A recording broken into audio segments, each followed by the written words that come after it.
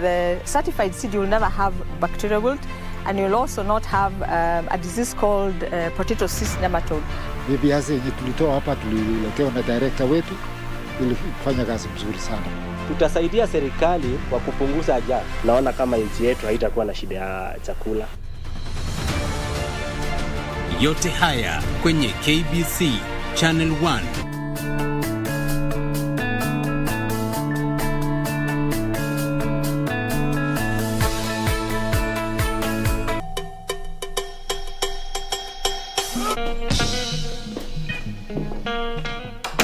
I just need 1 minute of your time. 5 minutes. You're not married, are you? What? Job now niko nayo. Which one? Working from home. You're gonna work in an office? Kumbe your mom was right. Even though you control mse. Utaisi kupaswa jua wanawake. Mama Tifa atatulia nizoe. Auntie, there's a thief in the house. Oh, you don't have to be scared of him. Did you knock? Ulisikia footsteps. Cheki bro. Ukiwa nikadai kukutoka. Wewe mjiaze. Tujipange na hii mali tikiteke. Monica suku bana. 6. And 4 of them were from the ghetto.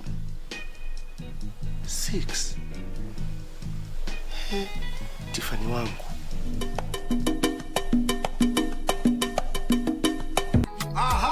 Msikilizaji wa Radio Taifa, karibu tena kwenye kipindi kinajulikana kama Rada ni Yesu. Kila Jumapili kinaletwa kwako na rubani unayempenda anajulikana kama Mr. Rafton Iggy. Ungana nami kila Jumapili kuanzia mida ya saa 12 mpaka saa 1 usiku. Kuna muziki noma sampulia hii. Najua nitaona mazuri. Mwambia mpenzi msikilizaji, ni kunamna ni kukaskush. Kila Jumapili ninakuletea muziki za mavijana. Kama wewe ni kijana na unataka injili kamili, utaipata hapa. Tuonane Jumapili hii. Sauti ya Mkenya.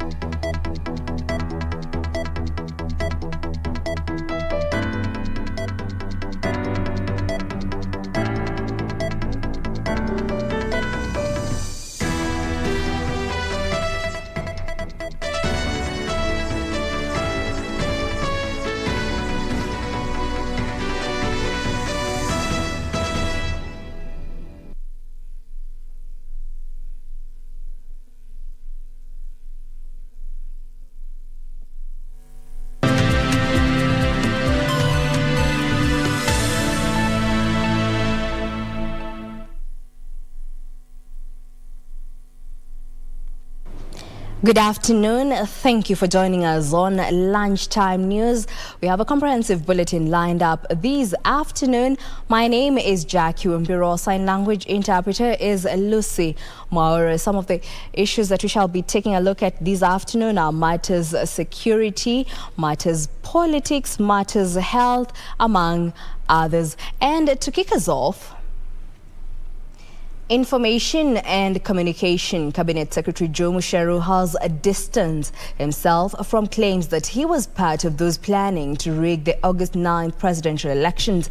Musheru said he has every right to endorse a candidate of his choice, and such a move should not be linked to claims of rigging, as he has no mandate in managing the elections.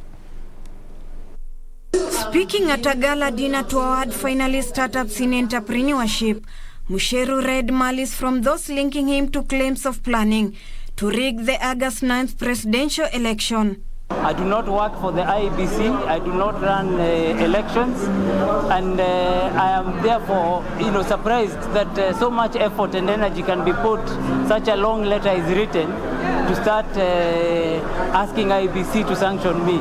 Musheru said he is surprised by the turn of events by some spheres over some CSS turn to democratically endorse a candidate, saying some groupings have resorted to propaganda as a tool to whip emotions for fear of losing in the August polls. Just focus on their campaigns, move their agenda and leave us out. none of us are in IBC or involved in IBC. We provide the policy, the support that they need. IBC for connectivity, they get that from the mobile operators. They don't get that from us. The government does not have any network. The CS in the meantime say the government is committed to ensure a robust, developed and enabling environment for businesses to thrive in the country, calling on young people to take advantage of the many avenues to build themselves.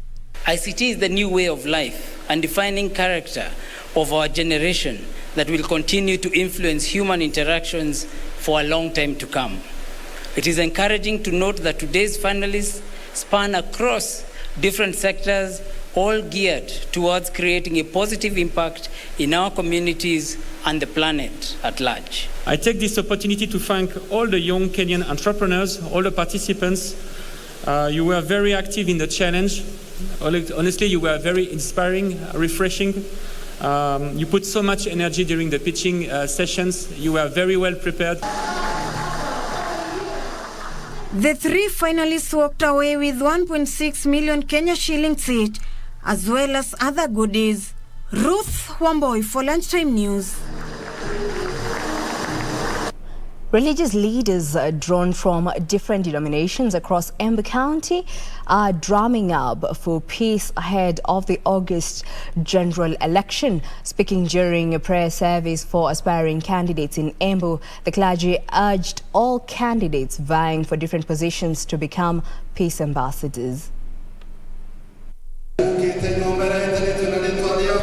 At the interfaith prayer service held at Mbere ACK Cathedral, messages of love, unity and peace dominated the service presided over by Bishop Paul Kariuki Njiru of the Roman Catholic Diocese of Embu. In his sermon, Bishop Kariuki emphasized the need for all candidates to be agents of peace in their campaigns.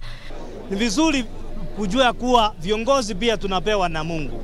Tunapoona wanapojitolea, sisi basi tunawaunga ili waweze kuendeleza kazi yao na kuomba kura wakiwa na amani, na pia wajue kama viongozi wa kanisa tunawaangalia vizuri.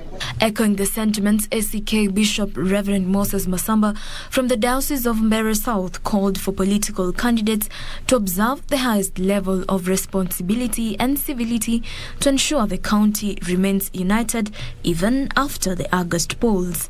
Mwito wetu kama kanisa ni tufanye uchaguzi ambao uko na amani, na viongozi wasilete mambo ya kugawanya watu, kuleta vita ama kufanya mambo ambao haina heshima.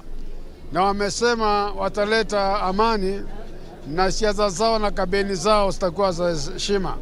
Leaders present hailed the initiative by the church in promoting peace, adding that all efforts must be geared towards ensuring the country does not slip into chaos on account of politics. We are urging every single participant in this election, whether you are an aspirant or you are a voter, that never again should Kenya shed blood because of politics. Ninaomba wenzangu, tunapoenda kupigana, tunapoendelea kufanya siasa, tunapoendelea kutafuta viti, naomba tutafute viti na tuongee maongeo ambao inaweza sikanisha community. Jacqueline Masharia for Lunchtime News. Still on matters of politics, electoral body IEBC has cleared 35 disgruntled losers in the United Democratic Alliance primaries in Mombasa County to run as independent candidates in the August 9th general election. Led by senatorial hopeful Mohamed Amir, the aspirants claimed the nominations were marred by irregularities and voter manipulation. The losers in UDA primaries insist the exercise was not free and fair, alleging it had been manipulated to favor particular individuals.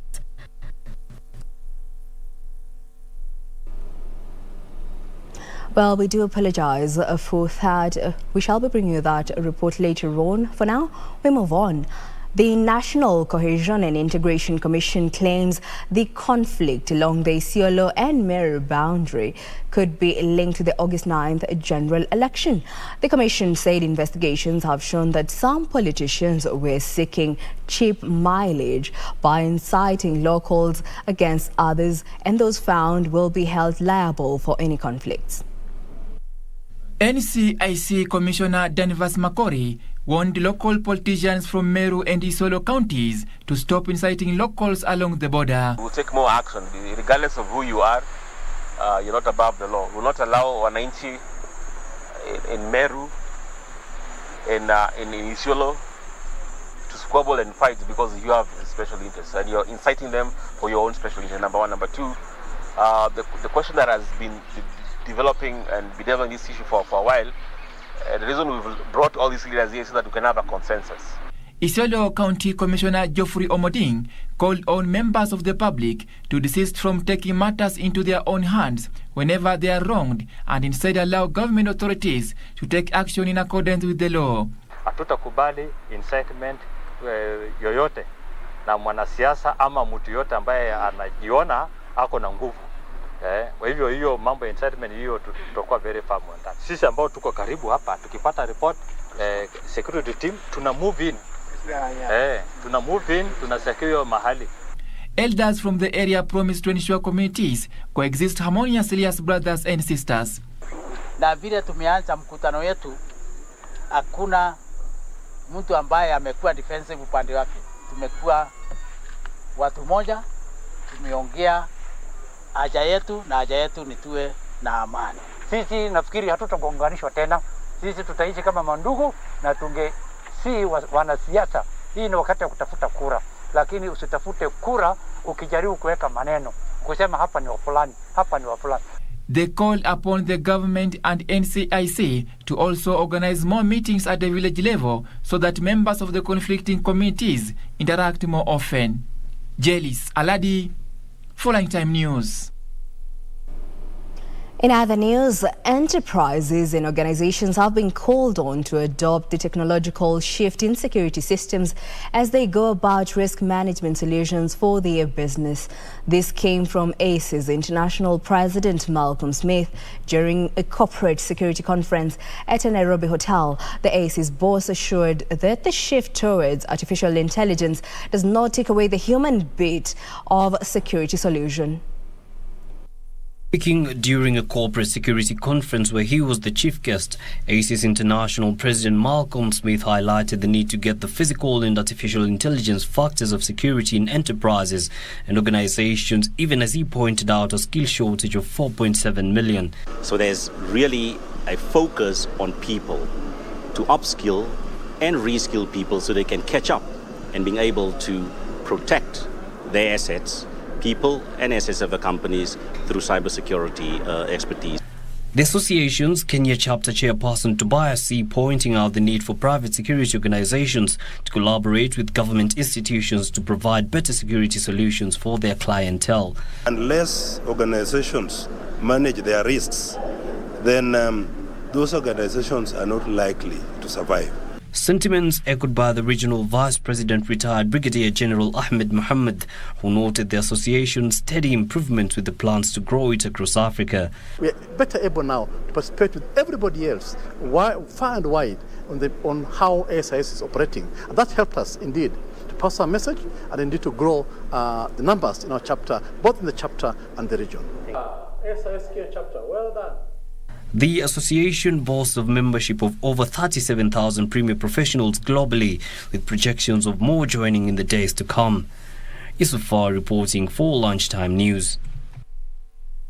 Now, as promised earlier, let's take a step back where the electoral body IEBC has cleared 35 disgruntled losers in the United Democratic Alliance primaries in Mombasa County to run as independent candidates in the August 9th general election. Led by senatorial hopeful Mohamed Amir, the aspirants claimed the nominations were marred by irregularities and voter manipulation. The losers in UDA primaries insist the exercise was not free and fair, alleging it had been manipulated to favor particular individuals. this leading to those disgruntled taking the independent route after the party allegedly turned down their complaints. Sisi tunasema kama wanachama kama watu ambao tumeamua kuendelea na siasa kama independent candidates, ikiwa mtu ameshindwa kwa uhaki na ukweli, sisi sote tuko radhi kusupport yule ambaye ameshinda ikiwa ametushinda kihaki. The aspirants said they are yet to identify any gubernatorial and presidential candidate they will support. Hivi tulivyo, hatuna rais ambaye tumemweka mbele kwa sasa. Sisi hatuna governor ambaye tumemweka kwa sasa, na niko tayari kufanya kazi na governor yoyote ambaye tumejua ni kwamba ni governor wa kihaki, wa kisawasawa, ambaye ako na mwelekeo wa kisawasawa, ambaye ako na nia safi na wananchi wa Mombasa. Former chairman of Mombasa UDA MCA's aspirants Aziz Mbuzi said the act has not deterred their quest to serve the electorates in Mombasa County. Sisi kama watu ambao tumeamua kutoka UDA tunaendelea mbele na safari yetu kulingana na vile matakwa ya wananchi wetu. Lengo letu kubwa si ni kuhakikisha kwamba kiongozi atakayechaguliwa Mombasa County ni kiongozi bora. Jacqueline Masharia for Lunchtime News. Still in the political arenas, across a section of community leaders from Mandera County want locals to vet those seeking elective positions and vote for people with integrity and development oriented. In a meeting that brought together youth and women, locals were urged to ensure a peaceful electioneering period devoid of clan politics.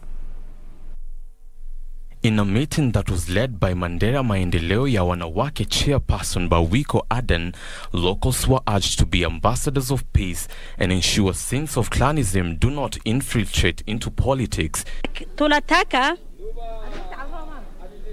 kuwachagua maviongozi wetu kwa amani na upendo, kwa jina la wamama, kwa jina wa vijana, kwa jina wa wasichana wa Mandera County. Tunataka kuwachagua gavana wetu 2022 kwa amani, upendo na umoja. Aden said already local leaders have shown willingness to work together regardless of their political differences, and locals too must emulate them. A group of elders who attended the meeting promised that they will traverse the county in preaching peace and the need for the community to speak as one voice. Tumefurahia hii muungano, na wale wako na fikra mwingine bado na sisi waungane, na tunahakikishia serikali, tunahakikishia jamii ya Kenya, tunahakikishia wa Kenya hii kura itakuwa kura ya amani ambaye haijawahi kuonekana mbeleni. In other news, a section of leaders from Kilifi County want the national government to implement the 2.3 billion shilling Kavinyalalo integrated irrigation scheme. The leaders say the project was commissioned during the tenure of President Mwai Kibaki, only for the funds allocated to the project to be diverted to Galana Kulalu soon after President Kibaki left office. Kilifi County leaders say all was done regarding the 2.3 billion shillings Kivanyalalo integrated irrigation scheme, including feasibility studies and public participation, only for things to change after President Kibaki, now deceased, left office. Speaking during the official handing over of 28 water pumps and generators worth 2 million shillings to community groups to do irrigation in Madunguni, MCA Kakuyuni Nixon Muramba said once the project is implemented, the locals will no longer have to rely on rain for farming or depend on relief food. Hivyo basi wananchi wetu wanalia sana njaa. Ndio maana nikatuma pendekezo kule kwa county government kwa ule mfuko, ile hazina ya World Development Fund, tukaweza kununua vifaa hivi kwa gharama shilingi milioni 2. Ningeomba kama ule mradi unaweza kurudishwa, ule mradi wa Kavunyalalo Integrated Irrigation Scheme, kama ungeweza kurudishwa, na hakika ungeweza kuinua wananchi wetu, wangekuwa hawaombi, hawategemei chakula cha msaada. Mradi huu kusema ukweli unaweza kunufaisha watu wa Kakuyuni, watu wa Malindi kwa ujumla, na unaona there are 28 of them yenye ambao wamejipanga tayari katika kila makundi around 10 people. So in general these are 280 people wenye ambao watafaidika from this project. Lack of rains in the last 3 seasons has subjected the residents to suffering, and they are now appealing to the National Irrigation Board that is funding the project to ensure its completion. Residents hailed the water pumps and generator insurance program initiated by the MCAs, saying it will help boost small-scale farming and directly benefit over 280 families. Tunanyunyizia maji tukitumia ndoo, unatumia makopo kunyunyizia maji katika mimea yetu, lakini hivi ambavyo tumepata itakuwa rahisi. Generators zitatusaidia kunyunyizia mimea yetu na tutapanua ukulima wa mashamba makubwa. Elvis Otieno, Lunchtime News. Well, that report brings us to a short commercial break here on Lunchtime News. Don't go too far. We'll be right back with more news.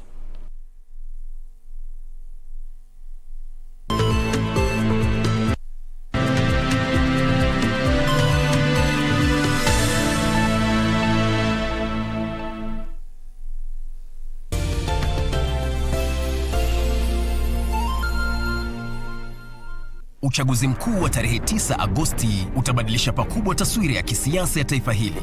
Je, hii inamaanisha nini kwako wewe mpiga kura? Kila Jumapili saa 12 jioni, jiunge nao Gladys Mungai na Harith Salim kwenye makala yetu ya Kenya ya Amua, ambapo pamoja na wadau mbalimbali watajadili na kudadavua kwa kina michakato ya uchaguzi. Fanya uamuzi wa busara. Usikose kutazama Kenya ya Amua kila Jumapili kwenye runinga uipendayo ya KBC Channel 1. Do you have a news story to share with KBC? Get in touch swiftly on email news@kbc.co.ke or call 0723-892-654 or 0734-780-124.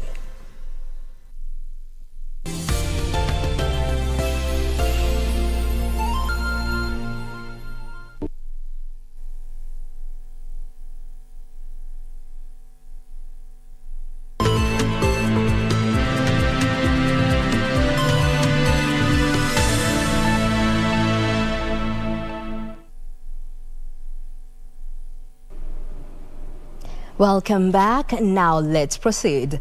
Budalangi Member of Parliament Raphael Wanjala has urged President Uhuru Kenyatta to come to the rescue of 59 fishermen arrested at Lake Victoria by Ugandan police last week for allegedly being involved in illegal fishing. Among those arrested are the underage and primary school pupils.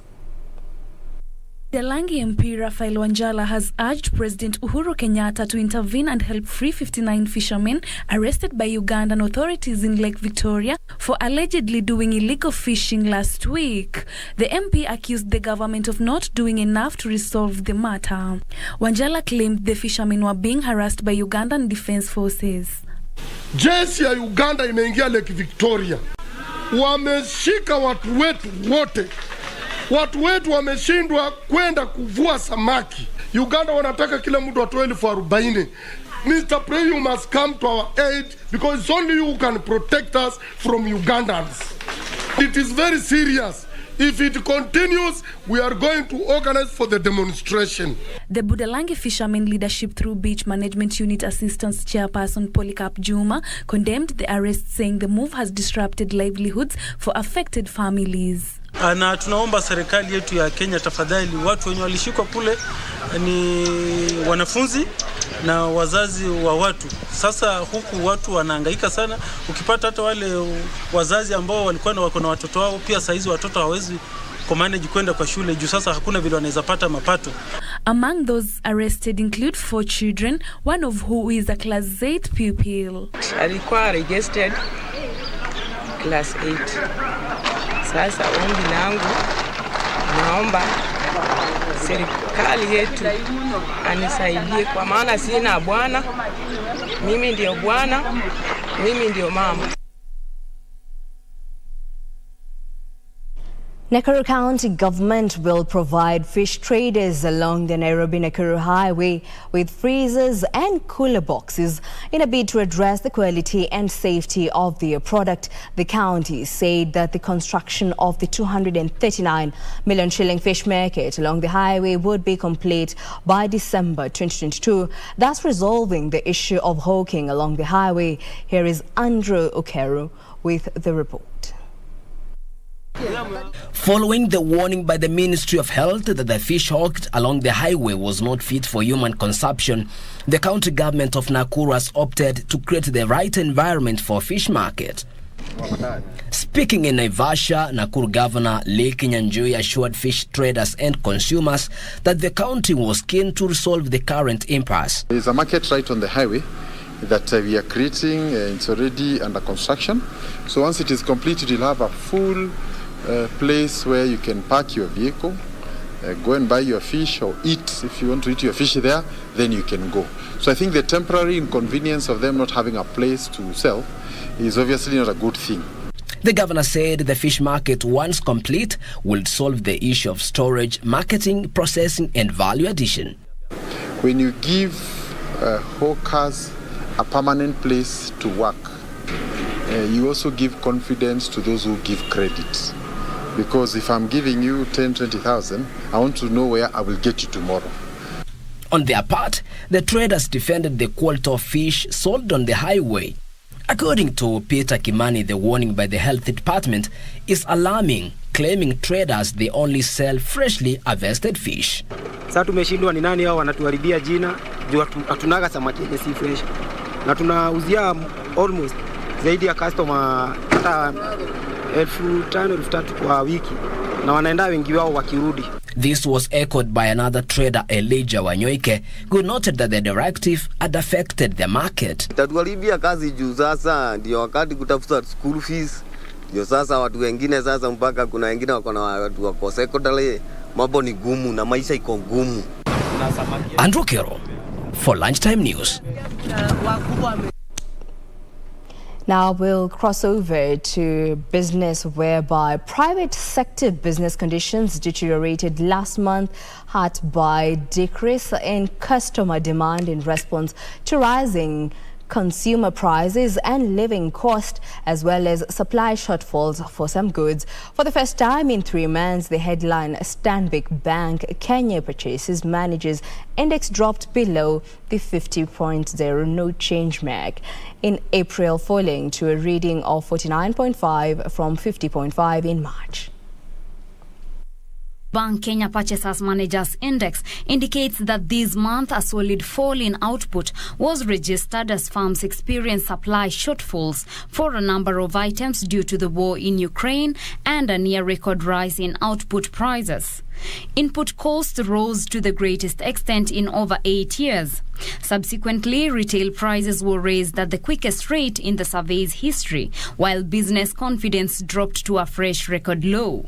Clients reduced their spending due to the marked increases in selling prices, fuel costs, and other living expenses. For the first time in 3 months, the headline Stanbic Bank Kenya Purchases Managers Index dropped below the 50.0 no change mark in April, falling to a reading of 49.5 from 50.5 in March.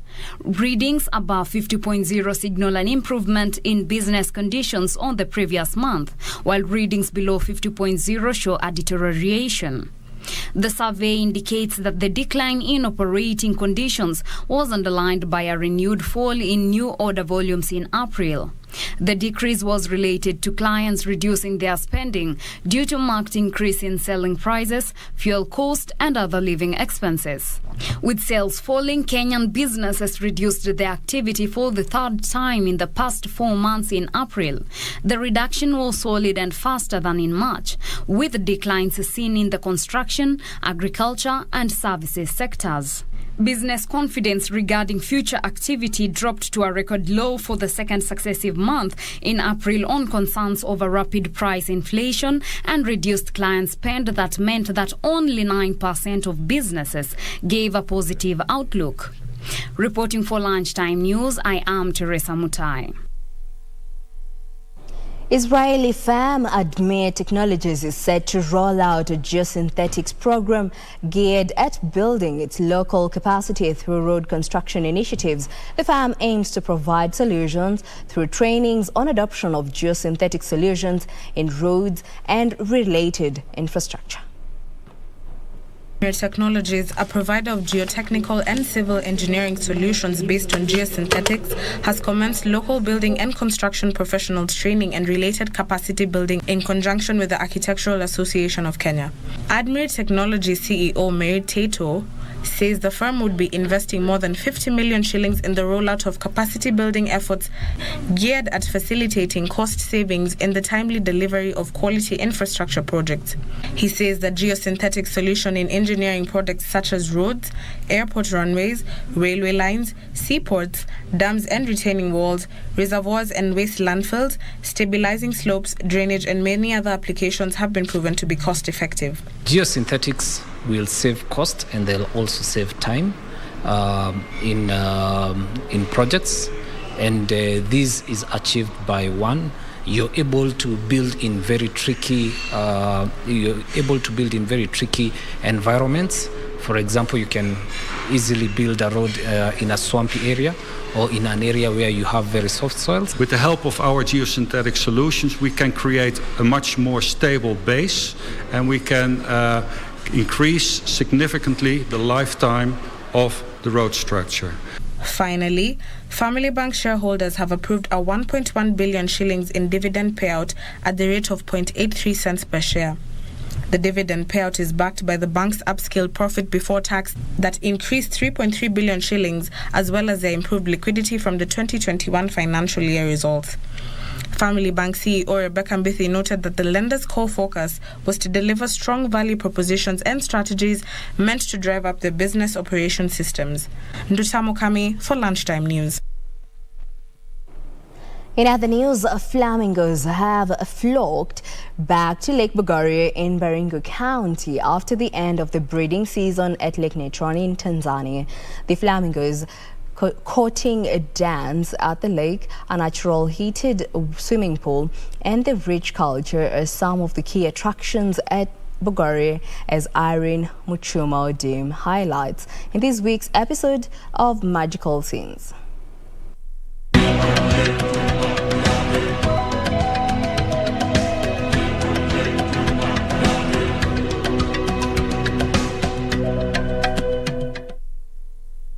3 million lesser and mature flamingos are on the banks of Lake Bogoria in Baringo County, creating an ideal spectacle for photographers and bird watchers.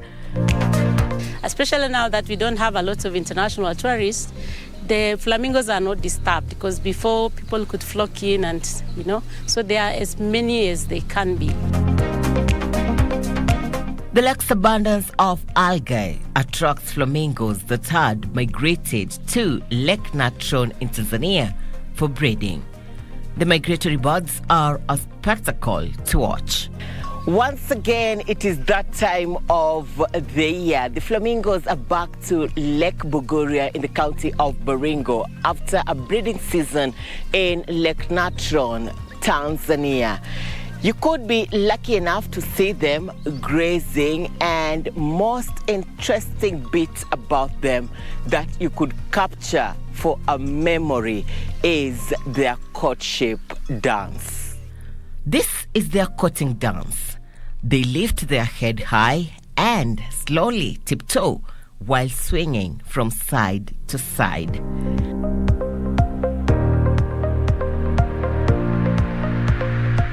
Their grazing tradition is also admirable.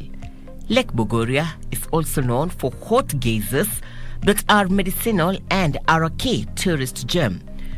This has seen facilities in this part of Kenya opt for geyser-heated swimming pools.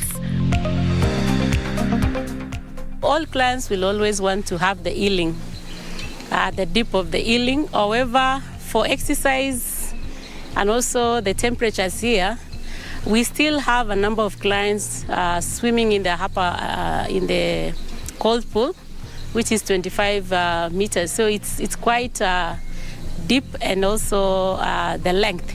So, but again, we cannot debate about it. The spa pool takes it all. A serene environment, ideal for bathing, relaxation, team building, and game watching. We progressively encourage clients to plant a tree, and you've seen some of them have names and have the dates when they were planted. Bogoria is frequented by repeat visitors, or simply put, once you visit this destination, you will either want to stay longer or come back again. Irene Mchuma Odim, Magical Sense in Bogoria, Baringo County.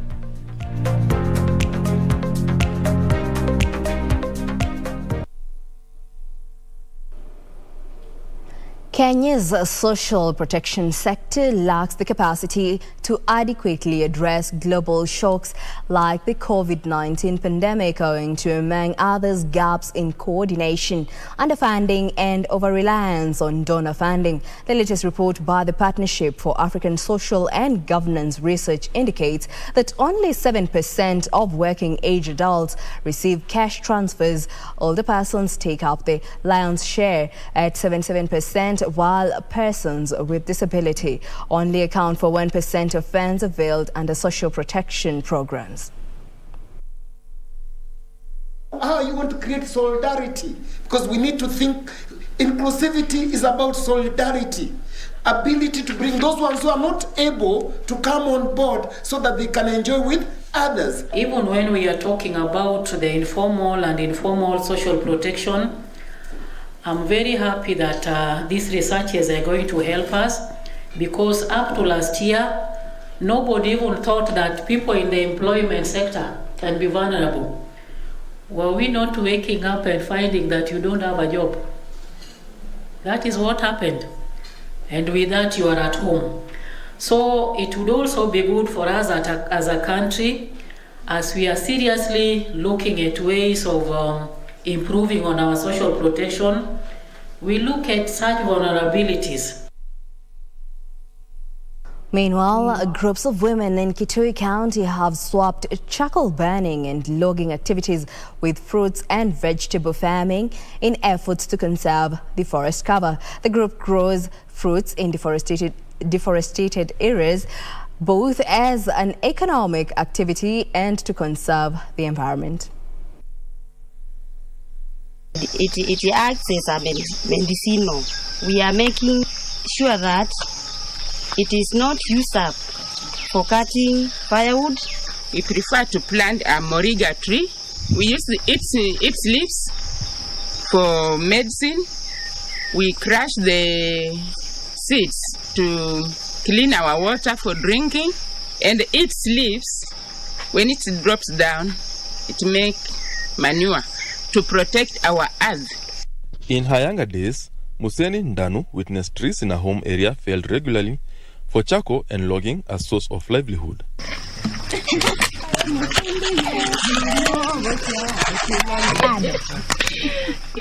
However, the situation is slowly changing as groups of women in the area have taken up horticulture farming. Going through the pots, we ensure that we do what we call root pruning. The women are reclaiming degraded forest land by growing an assortment of fruit trees and vegetables.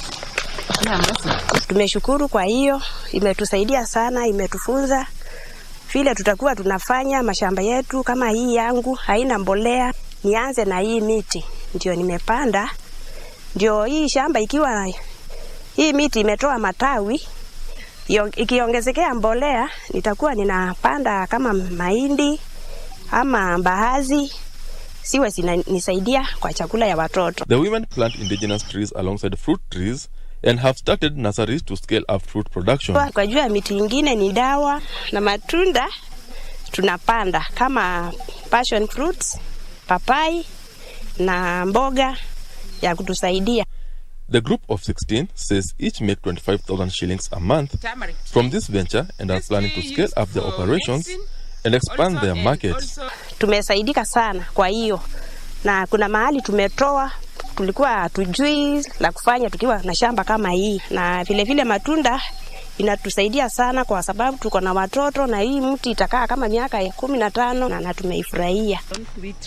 The International Tree Foundation and Kenya Forest Research Institute are working with the group to inculcate the best afforestation practices to sustain their venture and restore the area's forest cover. Where communities burn and produce charcoal, there's over-harvesting of sandalwood that is of concern, but also very much available in these ecosystems. Logging, particularly for furniture and for other purposes. The natural regeneration areas, we are seeing the conversion them into commercial and also other land uses. International Tree Foundation, we plant trees with the communities. It's a community-led organization whereby we work with the communities to conserve our forests. We believe that women are the beginners and nurturers of nature. We also incorporate fruits for nutrition. They are doing it as an investment, as an enterprise, so that they are able to keep their children in school. And together with the women in all communities that we work in, we have seen quite a big difference on the forests, on their areas in their farms. In the dry areas, we have got a lot of indigenous fruit trees, which have been not been properly utilized. One of them is the Vitex pios. In the local name, is called Kimu. The other one is Zemenia. The other one is Baobab, the huge tree. We are trying to add value other than selling the seeds like Baobab. You get the mabuyu, but from the mabuyu you can add value and get some juice from it. For the pios or Vitex pios, we can also get jam instead of using the common blueberry we are using. In the dry areas, especially here in Kitui, a lot of lands or farmlands have been degraded.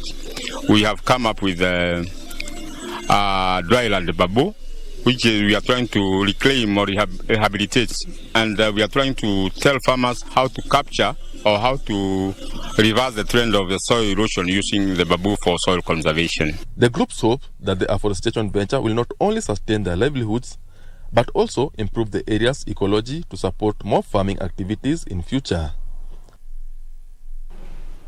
The economy rebounded last year, growing by 7.5%, powered by the lifting of COVID-19 restrictions as compared to a contraction of 0.3% in 2020. This is according to the latest economic survey report that indicates that the economy was lifted by the manufacturing, hospitality and logistics sectors. However, National Treasury Cabinet Secretary Ukur Yatani projects the economy to slow this year under the weight of high fuel prices.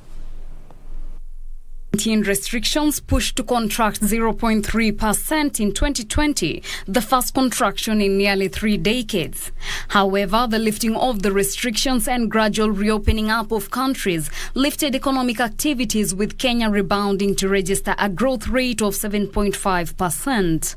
This was driven by growth in sectors such as education at 214%, accommodation and food services at 52.5%, financial and insurance at 12.5%, while manufacturing rebound from a contraction of 0.4% in 2020 to 6.9%. Overall, the country's economic performance for the year 2021 expanded by 7.5% compared to a decline of 0.3% in 2020. Agriculture, which is the backbone of Kenya's economy, contracted 0.1% compared to a growth of 5.2% in 2020 due to poor and erratic rains. It may be noted that the agricultural sector recorded a mixed performance, recording a contraction of 0.1% in 2021 compared to a more impressive growth of 5.2% in the year 2020. When all sectors failed to show any signs of growth, agriculture stood out with a growth of 5.2% 2020. The value of trade increased by 26.3% to 2.9 trillion shillings. The value of exports rose to 743.7 billion shillings from 643.7 billion shillings during the previous year, with agriculture dominating the exports. On the other hand, the value of imports increased to 2.1 trillion shillings from 1.6 trillion shillings in 2020, with balance of trade widening 40% to 1.4 trillion shillings. To continue accessing the international markets, noting that the number of reduced flights in and out of the country at that time, because when in and out flights were reduced, the challenges of the air freight was a big problem, and the government came in, gave subsidy, gave incentives, and as a result of this, they were kept afloat. These interventions were aimed at supporting the sustenance of our farming communities by providing continued gainful employment for thousands of workers in the sector. Even though Yatani expects the economy to continue growing, he says the growth is unlikely to match the 2021 figure due to rising inflation, higher fuel prices, and a weaker shilling. Reporting for Prime Edition. And the ongoing Ukraine crisis is negatively affecting East Africa's food security through reduced food supplies, accessibility and high prices of food, fuel and fertilizer. The United Nations World Food Programme. Here are the details of this and other stories making headlines across Africa. Export restrictions on grains, vegetable oil and fertilizers have surged since the start of the Ukraine-Russia conflict, the scale having reached the levels of the 2008 global food crisis in terms of share of global trade. This is according to the World Food Programme in its latest situation update on the food security conditions in Eastern Africa, noting that the Ukraine crisis could further exacerbate the already dire food security situation. The World Food Programme estimated that the ensuing inflation from the Ukraine crisis could push additional 7 to 10 million people into acute hunger in Eastern Africa in 2022. Ukraine and Russia have restricted exports of wheat and other food products. Elsewhere, the Food and Agriculture Organization says it urgently requires $131.4 million to increase immediate food access in rural areas in Somalia amid the risk of famine. FAO's representative in Somalia said the funds will be used in safeguarding livelihoods and supporting seasonal food production and supporting evidence and coordination of drought response actions. FAO aims to assist 882,000 worst drought-affected rural people across 52 districts in Somalia. The UN Food Agency and partners have so far reached almost 11 million livestock with supportive emergency treatment services. Finally, Zambia and Namibia are expected to sign a memorandum of understanding for the construction of a gas and oil pipeline. The agreement will be signed next month, and that the gas will be used for power generation, while the oil pipeline will help reduce the cost of petroleum products in the Southern African nation. The project, which was expected to take 3 to 4 years to complete, will have its main gas and oil power station in Lusaka. Last month, Zambia signed an agreement with Angola to have a stake in the Lobito oil refinery project, which will have a capacity of 200,000 barrels per day. The U.S. unemployment rate dropped to its pre-pandemic low of 3.5% in April, while job growth moderated to a still brisk pace amid widespread worker shortages, underscoring the challenge the Federal Reserve faces to curb high inflation. Here are the details of these and other stories making headlines across borders. The unemployment rate in the U.S. is likely to have reduced to 3.5%, which will be the lowest level since February 2020. The jobless rate was at 3.6% in March and has declined by 0.4 of the percentage point this year. There were a record of 11.5 million job openings on the last day of March, which widened the job workers gap to a record of 3.4% of the labor force from 3.1% in February. Growing worker shortages were evident this week in other labor market reports, which all pointed to slower employment gains in April. With the gap between labor demand and supply widening, wages likely maintained their strong growth pace. Elsewhere, stock markets in Asia and America tumbled after the U.S. Central Bank this week announced the biggest interest rate rise in 22 years. The sell-off comes as worries intensified over how rising prices that came after shares in New York fell sharply, led by technology stocks. Hong Kong's benchmark Hang Seng index fell 3.6%, while shares on the Shanghai Stock Exchange were down 2.3%. Australia's ASX 200 was 2.4% lower, those followed by Dow Index, which include big names such as Apple, Nike, sliding by 3.1%. The losses wiped out the gains the market had enjoyed on Wednesday after the Federal Reserve announced it was raising its benchmark rate by half percentage point.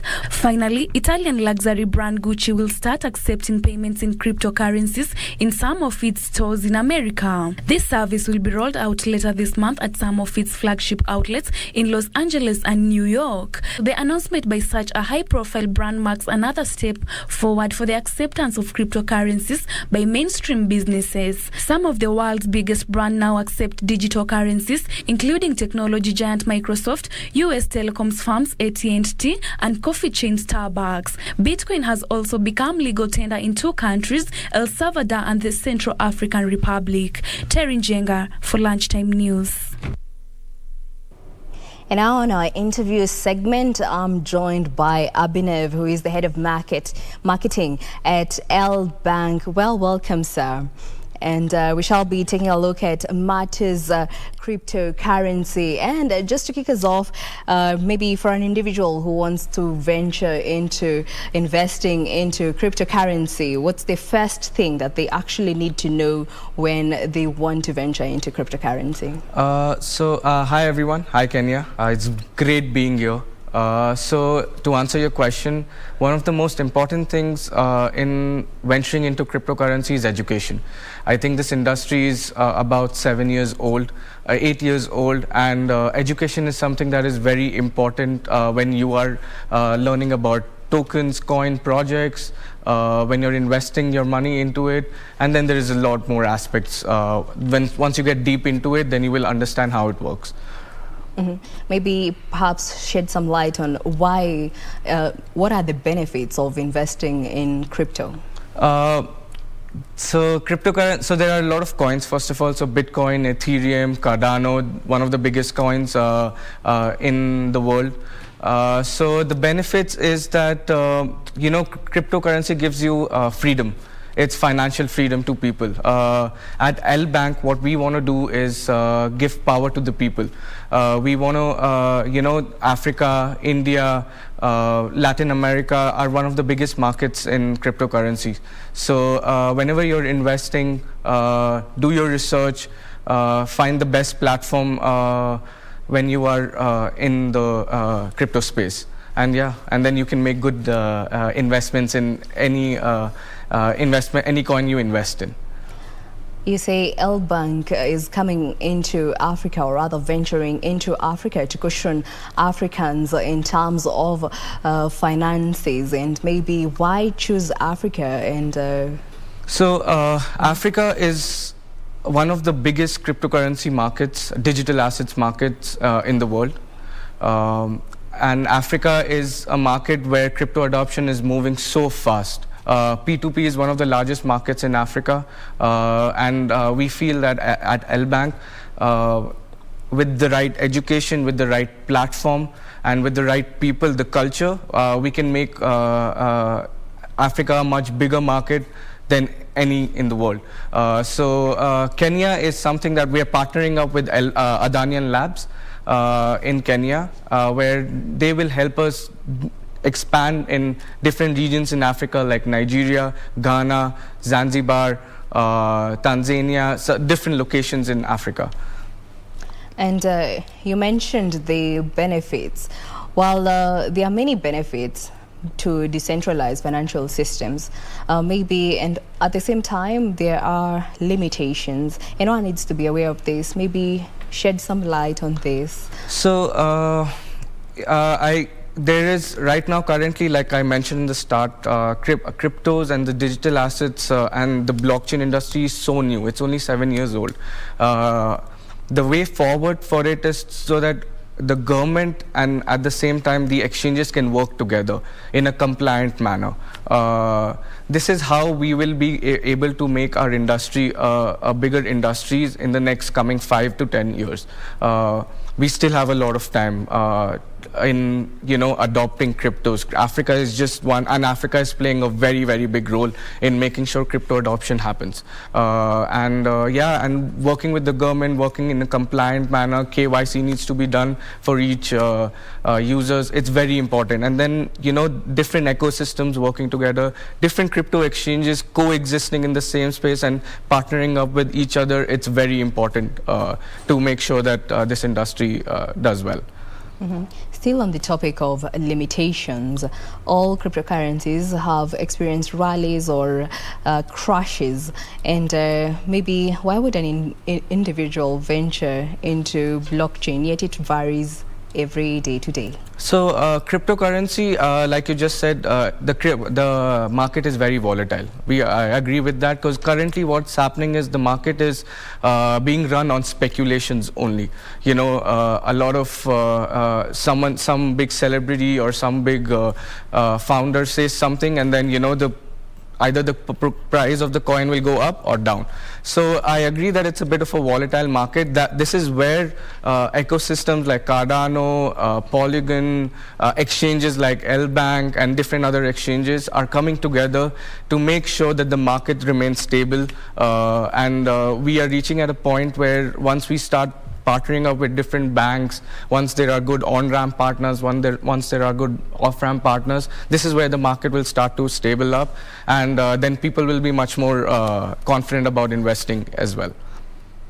And so still on that, statistics from various blockchain data platforms indicate that Kenya ranks high in the world in terms of cryptocurrency transactions.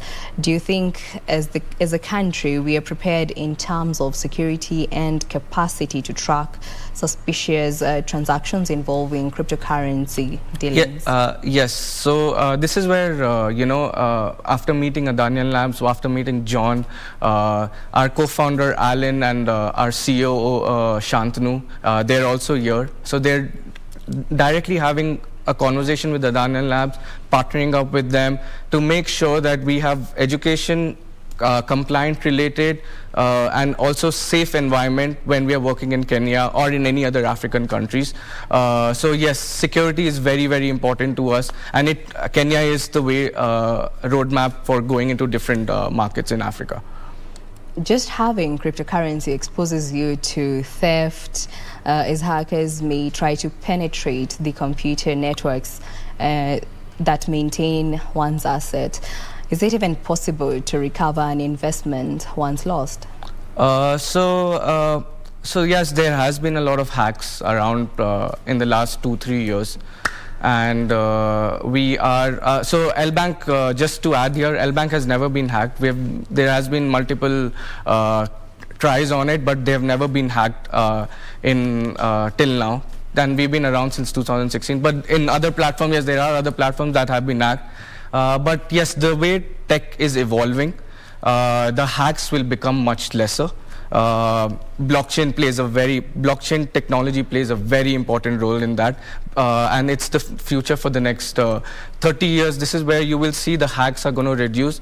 To recover the amount, yes, I mean, it is possible, but it's just that there's a lot of backtracking. It requires a lot of process, but it can be done. But it can be a long process as well.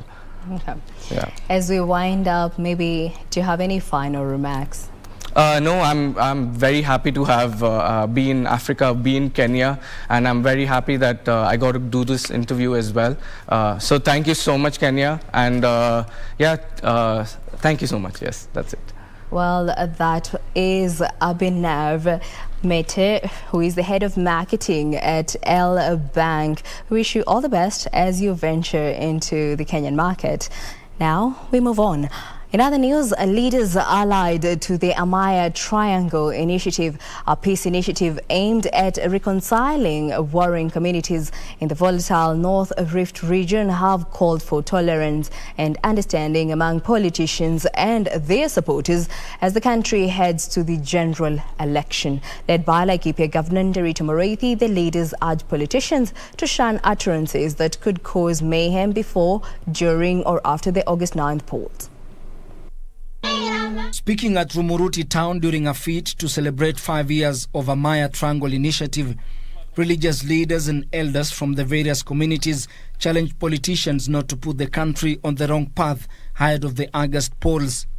Jambo la busara sana, viongozi wameongea wakafanya peace declaration, pia tunuku wale viongozi wa kijamii ambao wamekuwa wakihusika na mambo ya amani. Leaders allied to the initiative, among them Laikipia Governor Ndiritu Murithi, instead urged leaders to embrace respect and tolerance in effort to bring Kenyans together. It's a collaborative effort between county governments and GAO, or the national government, as well as religious organizations. Established to reconcile warring communities in the counties of Laikipia, Baringo, Samburu and Cielo, the leaders took stock of the Amaya Peace Initiative, which they said have made tremendous steps towards bringing peace, tackling cases of insecurity in the region. Na kile imetufurahisha sana kama commission ni vile wanasiasa ambayo wanatawala sasa hivi, na pia wale wanataka kusimama katika viti mbalimbali, MCA, MP, Senator na Governor, wote wamecommit kwamba safari hii watakuwa wanafanya kura ya kuunganisha watu. Wa national government wale tunasimamia sana usalama, tunafanya ile tunaita partnership, tunafanya nao pamoja ili kuletea watu wetu amani na waishi na walete na maendeleo. Ben Chumba, Lunchtime News. Federation of Evangelical and Indigenous Christian Churches of Kenya has endorsed Deputy President William Ruto as their preferred presidential candidate, led by Chairman Samuel Njiriri. The bishops who have promised to campaign for the UDA candidate across the country ahead of the August polls are rooting for Kirinyaga Governor Anne Waiguru to be Ruto's running mate. We are asking our people to elect a president and leaders who are known to be part of us, the leaders who are part of the church, and leaders who fear God, and the leaders who respect our faith. And this time round, we are clear about the choice of our presidential candidate for the 2022 general election. And we shall go to our churches and persuade our people to elect His Excellency William Samoei Ruto as the 5th President of the Republic of Kenya.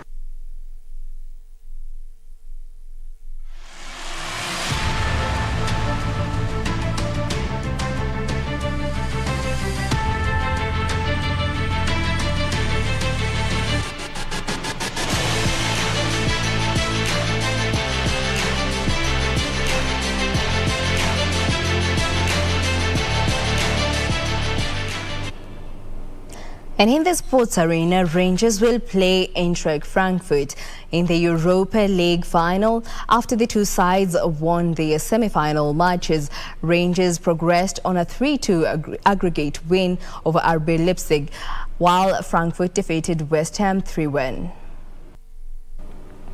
Well, that brings us to the end of our bulletin this afternoon. Thank you for choosing Lunchtime News. My name is Jacky Wambiru. Sign language interpreter is Lucy Maura. For more news, check out our website.